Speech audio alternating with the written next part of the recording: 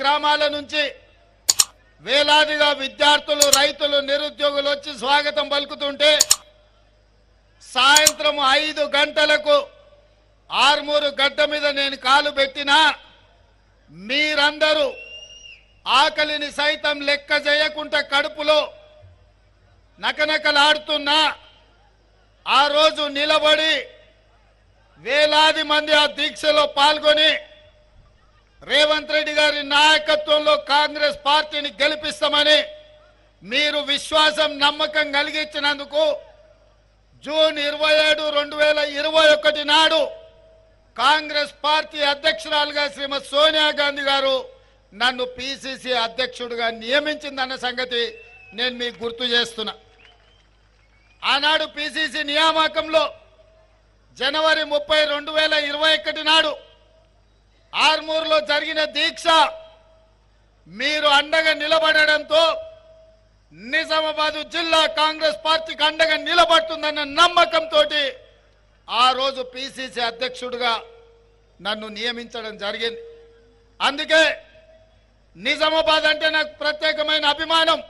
పాదయాత్రలో కూడా మీ దగ్గరకు వచ్చి మీ కష్ట సుఖాలు తెలుసుకొని ఈ ప్రాంతం యొక్క అభివృద్ధి కోసం ఆనాడు ఆలోచన చేసినాం. అందుకే వస్తానే మీ చక్కెర కర్మాగారం విషయంలో శ్రీధర్ బాబు గారిని పెద్దలు జీవన్ రెడ్డి గారిని సమన్వయపరిచి రాష్ట్ర ప్రభుత్వం నుంచి ఒక ఉపసంఘం ఏర్పాటు చేసి మనం ఖచ్చితంగా బోధన్ షుగర్ ఫ్యాక్టరీ నిజాం ఆనాడు ఏషియాలోనే పెద్ద షుగర్ ఫ్యాక్టరీని ఇక్కడ నిర్మించి ప్రపంచానికి ఆదర్శంగా నించున్నాడు. ఇవాళ కేసీఆర్ గారు వచ్చి తెరిచి ఉన్న చక్కెర కర్మాగారాన్ని మూత వేసిండు. దాన్ని తెరవాలనే ప్రభుత్వ నిర్ణయం తీసుకొని విధి విధానాల కోసం శ్రీధర్ బాబు గారు పెద్దలు జీవన్ రెడ్డి గారు దాని మీద కార్యక్రమం చేపట్టిండ్రు. రైతులందరం కలవడం జరిగింది.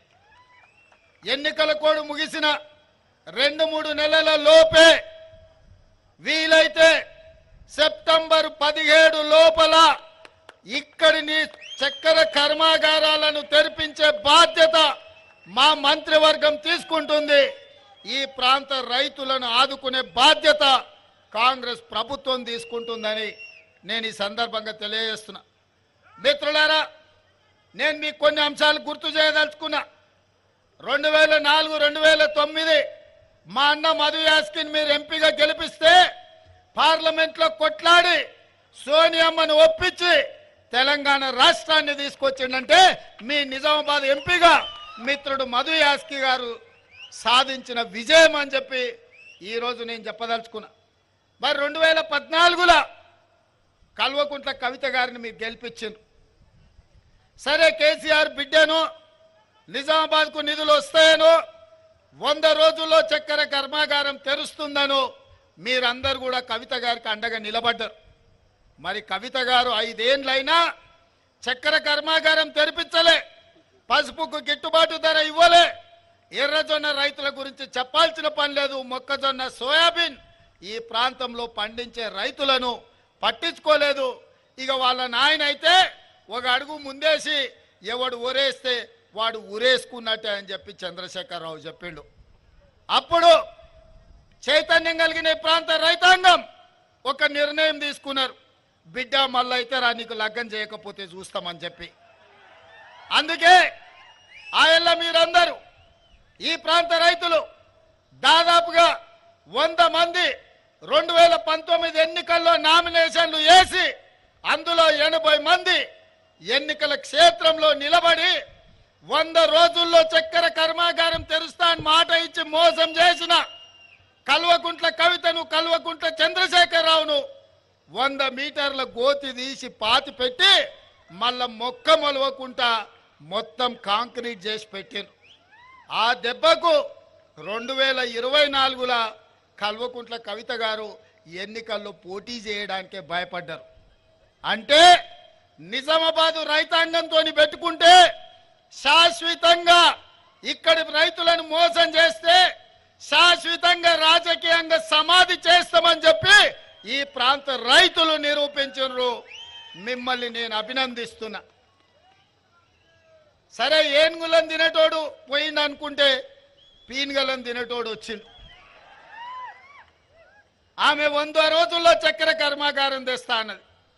ఇక మా బండి గుండు ఉన్నారా మీ దగ్గర? ఇక బండిని గుండును నమ్మేటట్టు లేదని మీకు బాండ్ పేపర్ రాసిచ్చిండు, 5 రోజులల్లా మీకు పసుపు బోర్డు తెస్తా అని. మరి రాజ్నాథ్ సింగ్ గారు, రామ్ మాధవ్ గారు, భారతీయ జనతా పార్టీ నాయకులందరూ చెప్పిండ్రు పసుపు బోర్డు ఇస్తామని.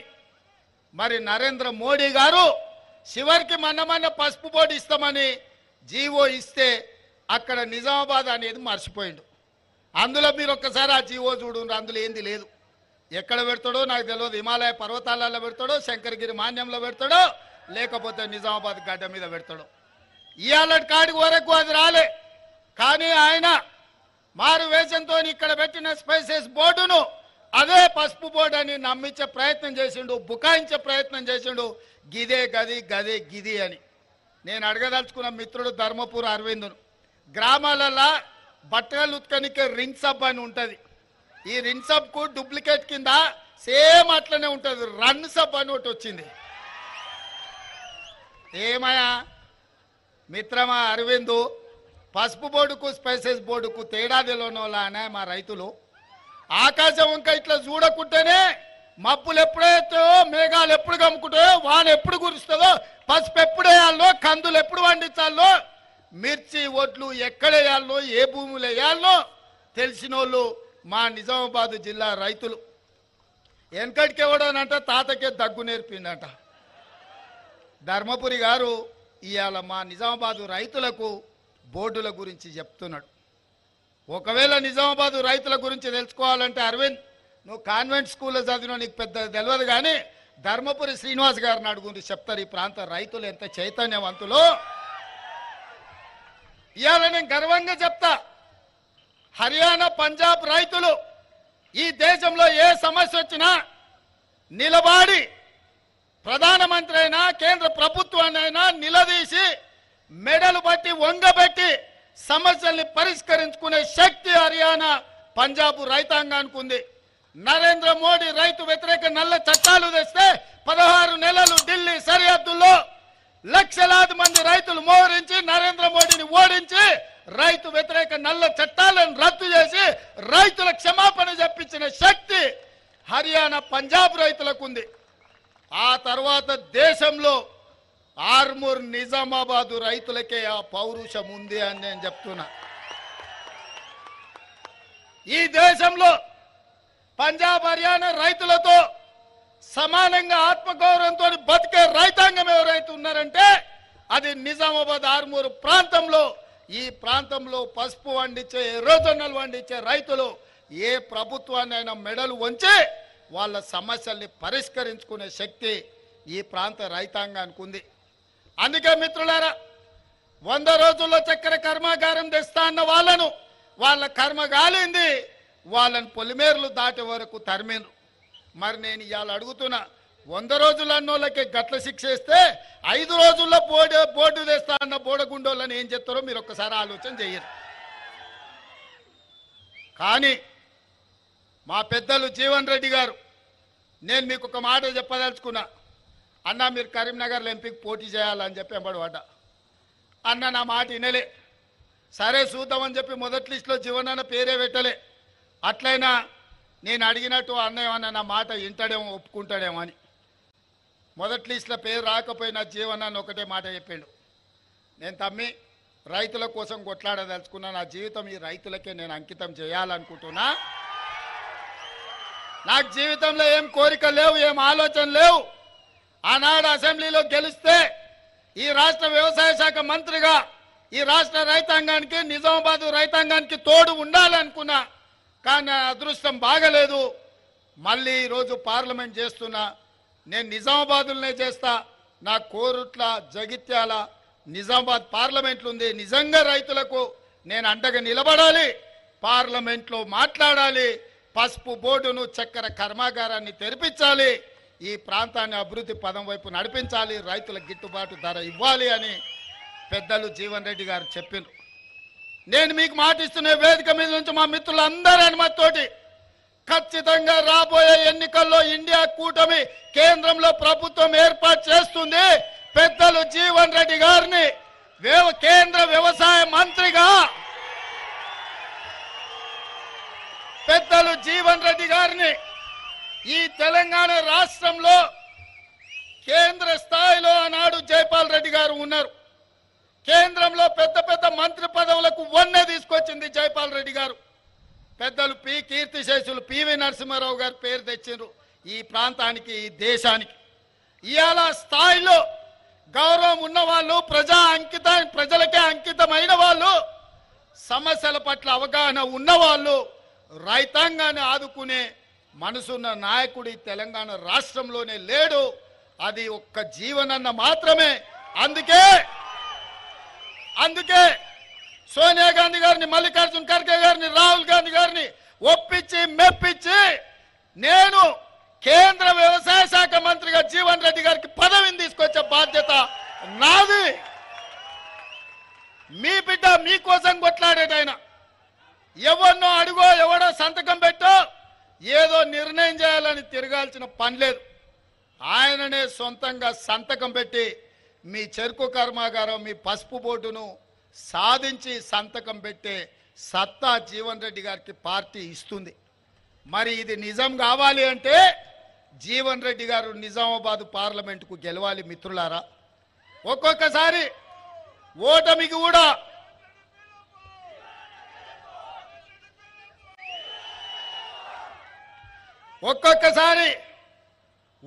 కూడా గెలుపులకు పునాదులేస్తాయి. నేనే ఉదాహరణ. 2018 డిసెంబర్లో నా మీద కక్ష కట్టి, నా మీద పగబట్టి అర్ధరాత్రి నా ఇంటి తలుపులు బద్దలు కొట్టి వేలాది మంది పోలీసులను పెట్టి చంద్రశేఖరరావు అర్ధరాత్రి పూట నన్ను కిడ్నాప్ చేశాడు. ఆ దెబ్బ కోర్టులో కేసేస్తే కలెక్టర్, అదేవిధంగా జిల్లా ఎస్పీ సస్పెండ్ అయ్యారు.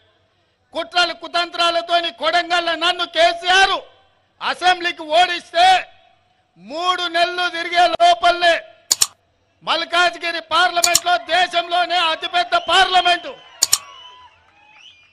నరేంద్ర మోడీ, అమిత్ షా పార్లమెంట్లు కలిపితే ఎన్ని ఓట్లుంటాయో అంతకంటే ఎక్కువ ఓట్లు, 35 లక్షల ఓట్లుండే మల్కాజ్గిరి పార్లమెంట్ లో రాహుల్ గాంధీ నన్ను పార్లమెంట్ కు నించోబెట్టాడు.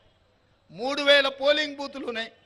నేను అడిగిన సార్ ఎట్లకెళ్ళి సాధ్యమవుతుంది, ఎక్కడ తిరగాలి 35 లక్షల ఓట్లు ఇదే అని. రాహుల్ గాంధీ గారు నాకు ఓ మాట చెప్పారు. రాష్ట్రం 4 కోట్ల మంది ప్రజలు చూశారు. పోలీసుల చేత నిర్బంధించి నీ తలుపులు బద్దలు కొట్టి నిన్ను ఓడగొట్టినరు. ప్రజలు నిన్ను వదులుకోవాలనుకుంటలేరు. ప్రశ్నించే గొంతుగా తెలంగాణ రాష్ట్ర ప్రజలకు అండగా ఉండాలి. నిన్ను గెలిపిస్తారు, నువ్వు పోయి పోటీ చేయిపో అని వారు ఆదేశించిండ్రు. నేను శిరస వహించిన. నామినేషన్ వేసి 14 రోజుల్లో 35,03,000 బూతుల కార్యకర్తలే సైనికులై కథన రంగంలో దిగి మల్కాజ్గిరి పార్లమెంట్ లో నన్ను ఎంపీగా గెలిపించి ఢిల్లీకి పంపించారు. గల్లీ నుంచి ఢిల్లీ వరకు సమస్యల మీద కొట్లాడిన కేంద్ర నాయకత్వం దృష్టిని ఆకర్షించిన ఆ దెబ్బతోని నాకు పిసిసి అధ్యక్ష పదవి వచ్చింది. నిజామాబాదు రైతుల ఆశీర్వాదంతో అధిష్టానానికి నమ్మకం వచ్చింది. ఆనాడు పిసిసి అయినా, ఈనాడు తెలంగాణ రాష్ట్రానికి ముఖ్యమంత్రి అయినా. ఒకవేళ 2018 డిసెంబర్లో ఎమ్మెల్యేగా ఓడకపోయినుంటే, ఎమ్మెల్యే గెలిస్తే గీన్నే మడుగులో చంద్రశేఖరరావుతో కొట్లాడుకుంటూ ఈయన్నే ఉండిపోతుంటేనేమో. కానీ ఒక్కొక్కసారి అదృష్టం ఓటమిని కూడా గెలుపుకు పునాదులేస్తుంది. 2018 ఓటమి 2023 డిసెంబర్లో ముఖ్యమంత్రి కావడానికి ఉపయోగపడ్డది. మిత్రులారా, నేను ఎందుకు ఈ ఉదాహరణ చెప్తుంటా అంటే, మొన్న జరిగిన ఎన్నికల్లో జీవనన్న ఎమ్మెల్యే ఓడిపోయింది దురదృష్టం కాదు, అదృష్టమే. ఈరోజు మీకు ఎంపీగా వచ్చి, ఎంపీగా గెలిచి ఇండియా కూటమిలో వారు కేంద్ర మంత్రి కాబోతున్నారు. అందుకే ఈరోజు మీరందరూ గెలిపించండి. 14లో బీఆర్ఎస్ కోటేసిండ్రు, కవితమ్మ మిమ్మల్ని మోసం చేసింది. 19లో బీజేపీ కోటేసిండ్రు, ధర్మపురి అరవింద్ గారు మిమ్మల్ని మోసం చేసిండు.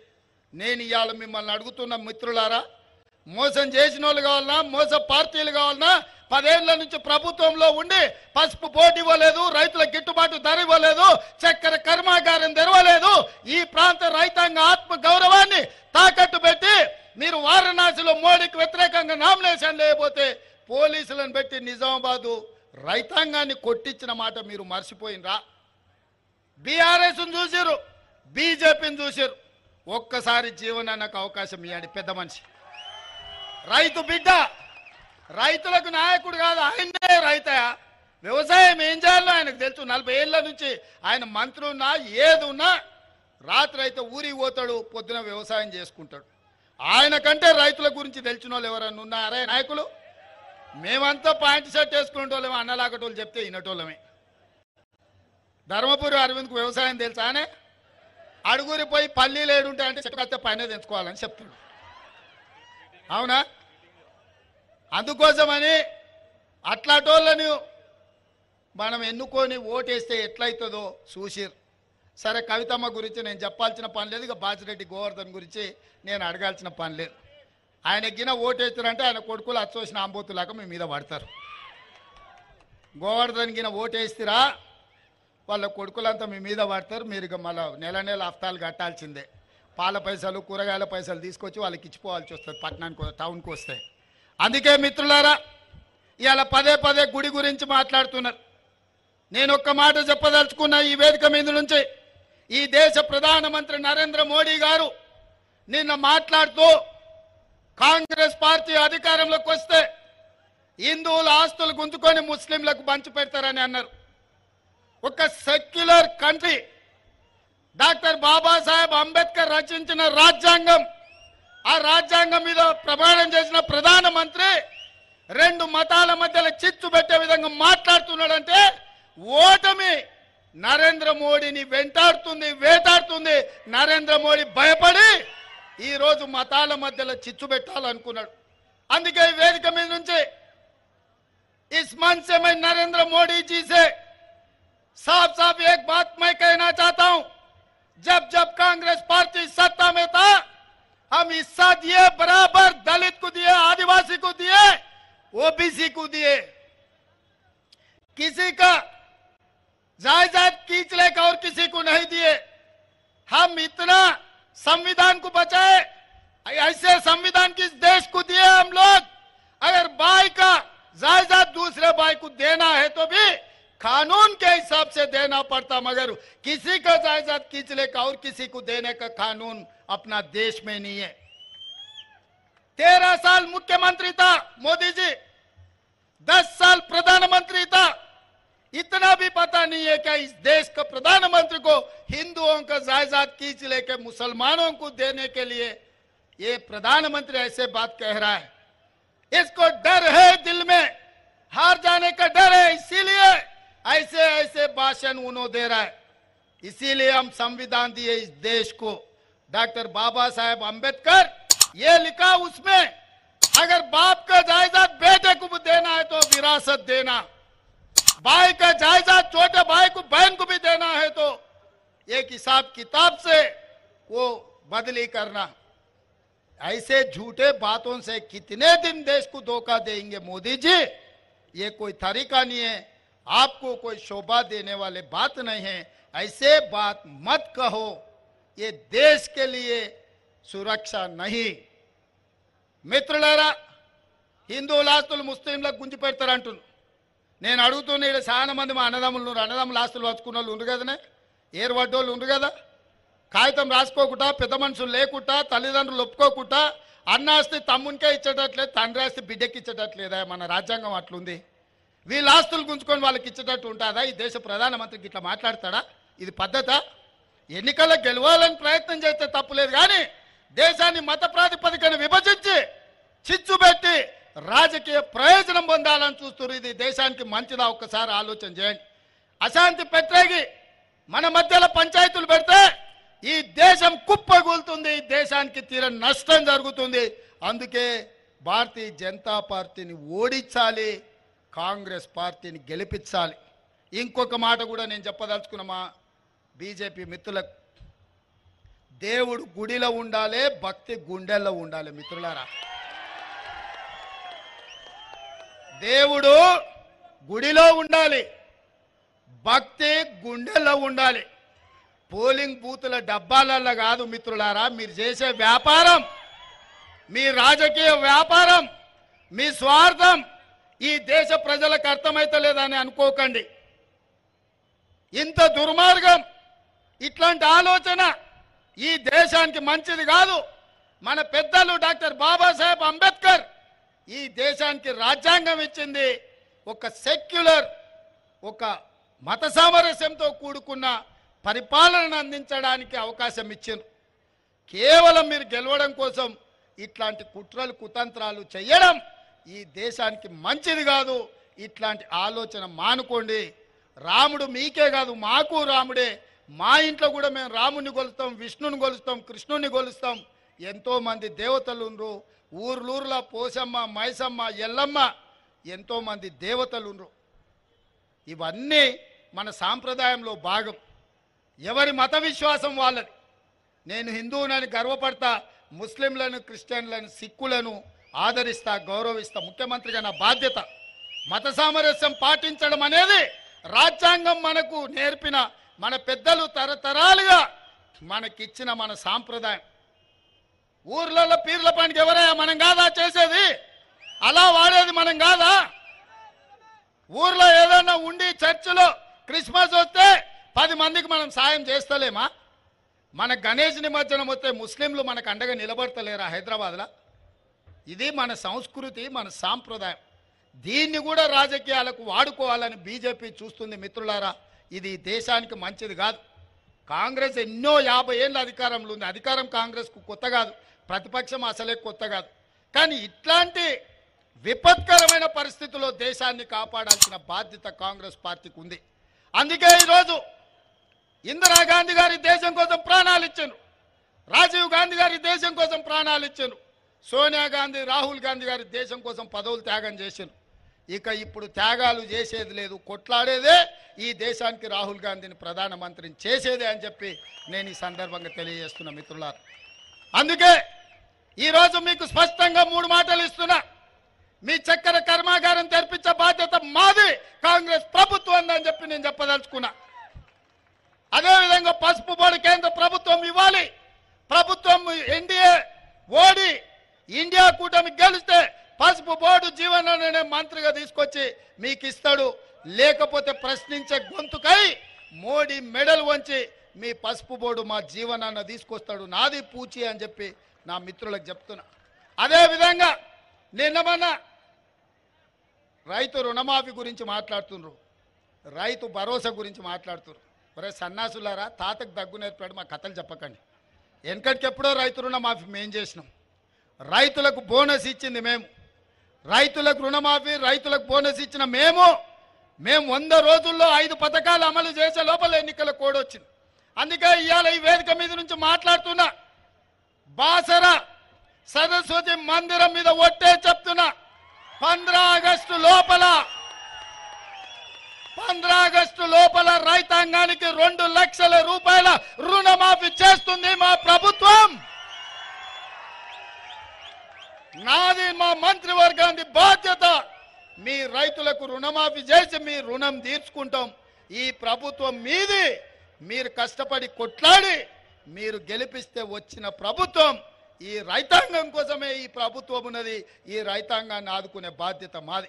ఇదే కాదు, ఆనాడు కేసీఆర్ ఊరేస్తే ఊరేసినట్టే అని మిమ్మల్ని బెదిరించి ఆయన మాత్రం ఫామ్ హౌస్లో 150 ఎకరాలలో ఒడ్లు వండించుకుంటే బండారం బయట పెట్టి బట్టలు ఇప్పదీసి బజార్లో నిలబెట్టిన కేసీఆర్. ఆ రైతులకు నేను మాట ఇస్తున్నా, ఎంతైనా వరి పండించుకోండి, 500 రూపాయల బోనస్ అదనంగా ఇచ్చి మీ ఒడ్లు కొనే బాధ్యత మా ప్రభుత్వానికి. ఈ గడ్డ నా తెలంగాణ కోటి రతనాల వీణ అన్న దాశరథి గడ్డ. ఈ నిజామాబాద్ గడ్డ. ఇక్కడనే జైల్లో తెలంగాణ ఉద్యమానికి ఊపిరి ఊదింది దాశరథి గారు. నా తెలంగాణ కోటి రతనాల వీణ అని నిజామాబాద్ గడ్డ మీద నుంచి చెప్పారు. ఈ గడ్డ ఆనాడు ఎం నారాయణ రెడ్డి గారు మొట్టమొదటి తెలంగాణ ఉద్యమంలో క్రియాశీలక పాత్ర పోషించిన గడ్డ. ఈ గడ్డ సదాలక్ష్మి తన సొంత బంగారాన్ని అమ్మి తెలంగాణ ఉద్యమానికి అండగా నిలబడ్డ గడ్డ. ఈ గడ్డ జట్టి ఈశ్వరీబాయి ప్రాతినిధ్యం వహించిన గడ్డ. ఈ గడ్డ ఆర్గుల రాజారాం ఈ ప్రాంతం నుంచి పేదల తరఫున నిలబడి ఈ ప్రాంత అభివృద్ధి కోసం పనిచేసిన గడ్డ. ఈ గడ్డ పెద్దలు మండవ వెంకటేశ్వరరావు తెలంగాణ రాష్ట్రంలోనే నిజాయితీ గల నాయకుని చూపించండి అంటే నిటారుగా నిలబడి చూపించే మండవ వెంకటేశ్వరరావు గారు ఈ ప్రాంతం నుంచి ప్రాతినిధ్యం వహించిన గడ్డ. ఈ గడ్డ పెద్దలు సుదర్శన్ రెడ్డి గారు ప్రాతినిధ్యం వహిస్తున్న గడ్డ. ఈ గడ్డ డి శ్రీనివాస్ గారు అన్న చెప్తున్నాడు. డి శ్రీనివాస్ గారు కూడా కానీ కాకపోతే కొడుకు అక్కడ పోయి తానికి చెడ్డ పేరు తెచ్చాడు. ఈ గడ్డ నిన్న మన భారతదేశానికి ప్రతిష్ట తెచ్చిన బాక్సర్ నిఖత్ జరీన్ మీ గడ్డ మీద పుట్టిన బిడ్డ. ఎన్నో కట్టుబాట్లను తెంచుకొని భారతదేశ ప్రతిష్ట పెంచి మనకు మెడల్స్ తీసుకొచ్చిన ఆడబిడ్డ నిఖత్ జరీన్ మీ నిజామాబాద్ గడ్డ. ఎవరెస్ట్ శిఖరం ఎక్కిన మాలవత్ పూర్ణ మీ బిడ్డ మీ నిజామాబాద్ గడ్డ అని చెప్పి నేను ఈ సందర్భంగా తెలియజెప్పదలుచుకున్నాను. మరి ఇంతమంది గొప్ప గొప్ప వాళ్ళు ఉన్న ఈ గడ్డ మీద ఈ బిడ్డల్ని నేను ఒకటే మాట్లాడుతున్నా, ఒక మాట ఇవ్వమని మిమ్మల్ని అడుగుతున్నా. జీవనాన్ని మీరు పార్లమెంటుకు పంపించుర్రి. మీకెవ్వరు మీ రైతులు 10 మందికి బుక్కెట్ బువ్వ పెట్టేటోళ్ళు, ఎవడొచ్చినా ఇంత సాయం చేసేటోళ్ళు, దానికో దీనికో వంగేటోళ్ళు లొంగేటోళ్ళు కాదు. అందుకే ఈ మీటింగ్కి వచ్చినా రాకపోయినా వీడీసీలకు నేను విజ్ఞప్తి చేస్తున్నా. ఈ నిజామాబాద్ రైతాంగానికి నేను వేడుకుంటున్నా, పెద్దలు జీవన్ రెడ్డి గారిని గెలిపించి నిజామాబాద్ గౌరవాన్ని నిలబెట్టండి. పార్లమెంట్లో మీ ప్రశ్నించే గొంతుకైతాడు, మీ సమస్యల్ని పరిష్కరించే మీ నాయకుడైతాడు, రైతు నాయకుడైతాడు. రైతే నాయకుడు కావాలి.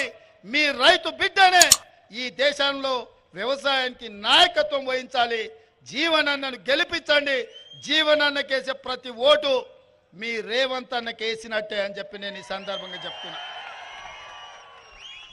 నా మీద మీకు అభిమానం ఉండి గాంధీ కుటుంబాన్ని గుండెల్లో పెట్టి చూసుకోవాలంటే ఈ నిజామాబాద్ గడ్డ మీద నుంచి పెద్దలు జీవనాన్నను పార్లమెంటు పంపించండి. మీ సమస్యల్ని పరిష్కరించే పూచి నాది అని తెలియజేస్తూ మీ అందరి దగ్గర సెలవు తీసుకుంటున్న మిత్రులారా, జై కాంగ్రెస్, జై జై కాంగ్రెస్.